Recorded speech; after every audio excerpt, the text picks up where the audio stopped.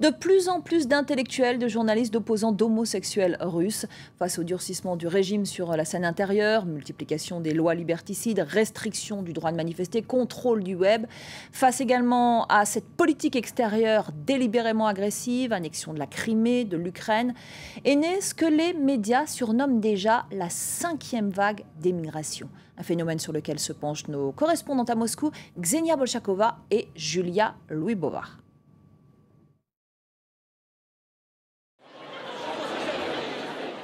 Soirée branchée à Moscou, journalistes, comédiens, metteurs en scène réunis autour d'un verre pour fêter la fin de la saison au prestigieux théâtre Gogol. C'est ici que nous retrouvons Olga. Elle connaît tout le monde, mais ses amis, elle ne les voit plus autant qu'avant. Il y a quelques mois, cette journaliste a quitté la capitale pour s'installer en Lettonie. La culture, l'art, les médias, tout est soumis à ce système totalitaire où tu dis quoi faire, quoi dire. Moi, je ne veux pas me battre contre ce système. J'ai choisi de m'en écarter. Aujourd'hui, elle vit dans cette maison au bord de la Baltique. Une nouvelle vie pour laquelle elle a quitté son poste de présentatrice vedette à TV Rain, la seule chaîne d'opposition du pays. La grande majorité des Russes n'est pas à l'aise avec des personnes comme moi. J'ai d'autres valeurs. Pour moi, la plus importante, c'est la liberté. J'estime aussi que les mariages gays, c'est normal et qu'il faut laisser aux gens le droit de s'exprimer librement. Olga n'est pas la seule à se sentir étrangère dans son pays. Parmi la frange libérale, ils sont nombreux à être partis. Les plus connus, Sergueï Gouriev, économiste. Par crainte de poursuite pour avoir défendu Khodorkovsky, il émigre en France. Léonid Berchitsky, patron de médias indépendants. Il part pour Berlin, refusant que ses impôts financent la Crimée annexée. Masha Gessen, militante de la cause homosexuelle, elle, s'installe à New York. D'abord, on m'a accusé de vouloir détruire la famille orthodoxe traditionnelle. Après, plusieurs hommes politiques ont menacé de s'en prendre à mes enfants. Alors avec ma compagne, on a fait nos valises et on est parti. C'était assez rapide.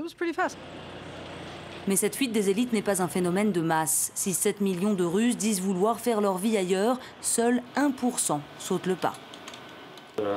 Oui, c'est une minorité qui quitte le pays. Mais au sein de cette minorité, on constate tout de même une augmentation du nombre de Russes qui émigrent pour des raisons politiques. Ça a commencé avec la vague de manifestations anti-Poutine et l'échec du mouvement.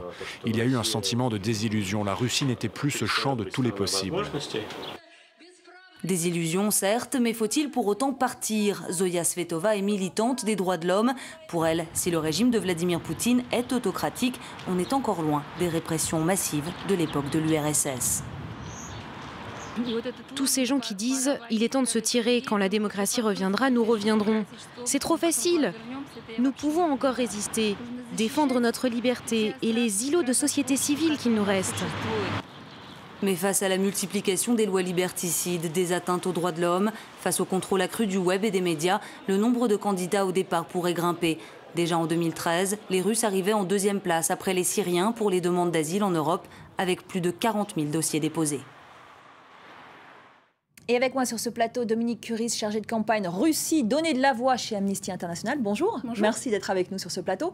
Est-ce que c'est un phénomène qui s'accentue, ce départ de citoyens russes qui quittent le pays en raison de la répression? Difficile d'avoir des chiffres exacts aujourd'hui. On sait effectivement, comme vous l'avez mentionné dans le reportage, que les Russes sont une des premières nationalités d'origine des demandeurs d'asile aujourd'hui en France.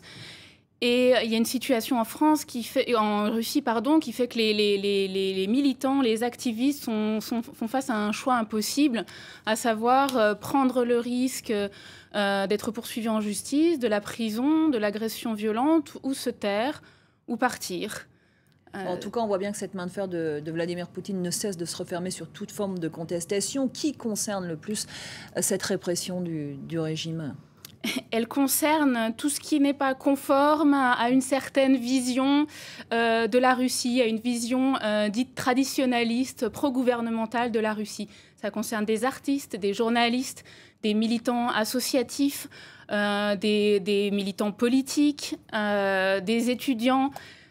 tous ceux qui émettent une voix critique, voire tous ceux qui sont engagés dans la vie sociale, puisqu'actuellement, la loi sur les associations en Russie qualifie d'agents étrangers, c'est-à-dire d'espions, toutes les associations qui reçoivent des fonds de l'étranger et qui sont engagées dans des activités dites politiques, sans qu'on définisse ce que ça veut dire qu'une activité politique. Donc, potentiellement, c'est toute association engagée sur un sujet de la société russe aujourd'hui. Et la répression est de plus en plus ferme, c'est de pire en pire? Et la répression est de plus en plus ferme. Les lois existantes sont appliquées de façon de plus en plus sévère.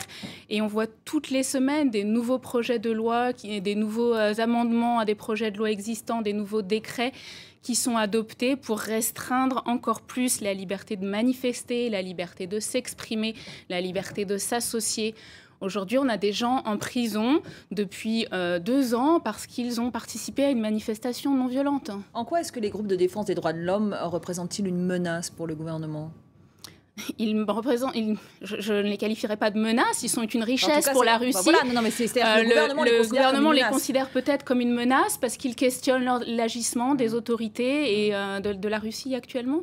Et c'est quelque chose que ne supportent pas les autorités. Le simple fait de critiquer, de questionner, c'est rédhibitoire en Russie. Ça devient inadmissible en Russie. Aujourd'hui, la dernière loi adoptée prévient, la promotion de toute remise en question de l'intégrité du territoire russe. C'est-à-dire que quelqu'un qui va aujourd'hui oser prendre position, par exemple, sur la question de la Crimée, de l'Ukraine, avec une opinion divergente des autorités, risque jusqu'à 5 ans de prison. Quel débat aujourd'hui en Russie? Quelle société est-ce que les autorités russes espèrent avec des lois pareilles? Et quelles sont les principales méthodes mises en œuvre par ce gouvernement pour exercer cette autorité, mettre en œuvre cette répression? Alors, ce sont des lois, des mesures législatives. J'ai parlé de la loi sur les agents étrangers. Il y a eu une série de restrictions législatives et administratives à la liberté de manifester. Aujourd'hui, il est quasiment impossible de manifester en Russie si c'est pour manifester avec un point de vue critique. Aujourd'hui, les seules manifestations autorisées sont ou bien des manifestations pro-gouvernementales, ou bien alors des manifestations éventuellement reléguées dans des terrains très éloignés des centres-villes, très peu visibles, ce qui est contraire à l'objectif d'une manifestation, voire des piquets individuels, ce qui était la seule possibilité d'organiser aujourd'hui une forme de protestation sans autorisation des autorités, c'était le piquet individuel. Et aujourd'hui encore, il est très souvent remis en question. Et ces personnes-là, ces manifestants sont très souvent dispersés violemment. Alors vous venez de le dire, l'opposition est souvent muselée. Est-ce qu'on peut attendre? Est-ce qu'on doit attendre? Est-ce qu'il y a quelque chose à faire de la part de la communauté internationale? Il y a bien sûr quelque chose à faire. Et c'est le rôle de la communauté internationale aujourd'hui de rappeler ces engagements aux autorités russes qui sont signataires de la Convention européenne des droits de l'homme et qui, à ce titre, ont des obligations en termes de respect de la liberté d'expression, de manifestation. Et c'est le rôle des autorités françaises, des autorités européennes de hausser le ton aujourd'hui et de faire savoir aux autorités russes que ça n'est pas acceptable. Alors vous avez parlé tout à l'heure de la Crimée, de l'Ukraine. On a le sentiment quand même que la Russie peut entraver les lois internationales en toute impunité. Et elle le fait. Elle le fait, ça n'est pas une raison pour se taire. Et c'est ce que nous demandent aujourd'hui les manifestants. En toute impunité, ça n'est pas complètement vrai non plus. La Cour européenne a déjà condamné la Russie sur divers motifs. Malheureusement, ça prend du temps. Et ce sont des délais. La justice internationale est soumise à des délais qui ne sont pas compatibles ou pas suffisants pour l'urgence que requiert la situation actuelle en Russie. Comment est-ce qu'elle peut s'organiser, cette opposition à l'intérieur même de la Russie? Est-ce qu'elle a encore un petit passage dans lequel s'engouffrer pour faire entendre sa voix, ou c'est compliqué? C'est de plus en plus difficile, mais on observe aujourd'hui une solidarité dans les organisations russes qui ont toutes refusé, par exemple, de s'enregistrer comme agents étrangers, qui se réunissent régulièrement, qui réfléchissent ensemble à des stratégies de détournement de ces législations insupportables et illégitimes. Mais c'est difficile. Aujourd'hui, elles font preuve aussi d'une certaine créativité dans leur mode de manifestation pour essayer effectivement de détourner ces interdits. On a vu des manifestants en Russie manifester à l'aide de pancartes invisibles. pour démontrer effectivement le côté absurde de ces interdictions. Ils ont été également violemment dispersés par la police. Est-ce qu'on peut attendre quelque chose de l'opposition à l'étranger, l'opposition russe qui s'est installée à l'étranger? Effectivement, il y a des mouvements russes très actifs à l'étranger et l'important c'est qui soutiennent les mouvements russes en Russie. Ça n'est pas suffisant. Ils nous demandent notre solidarité à nous, peuple européen et gouvernement européen et du monde. Merci beaucoup. Merci Dominique Curis, chargée de campagne Russie, donner de la voix chez Amnesty International. On vous a entendu. Merci beaucoup d'être venu sur notre plateau. Ainsi s'achève cette première demi-heure de Paris Direct. Restez avec nous dans quelques instants. Un point complet sur l'actualité. À tout de suite.